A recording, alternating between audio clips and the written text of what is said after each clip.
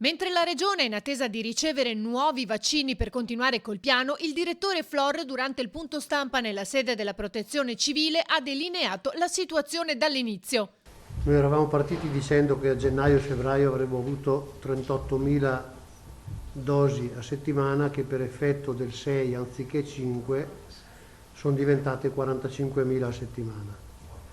La prima fornitura l'abbiamo avuta completa, la seconda fornitura l'abbiamo avuta completa, ricordo il 4, l'11, quella di oggi è la terza fornitura.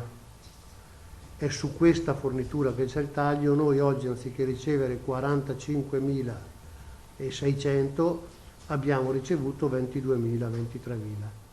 Sulla fornitura della settimana scorsa noi abbiamo trattenuto vaccini per poter vaccinare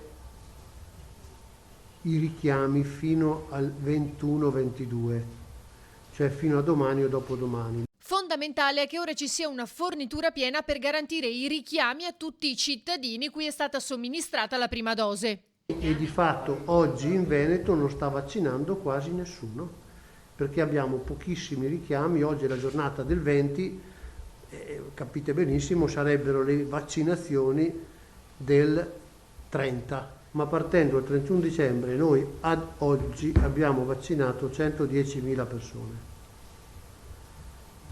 I vaccini che stanno arrivando, quelli che avevamo risparmiato e i prossimi che arriveranno, ci servono per il richiamo a queste 110.000 persone. Ora si fa presto a capire che queste 110.000 persone dovranno essere richiamate tutte nei prossimi 20 giorni.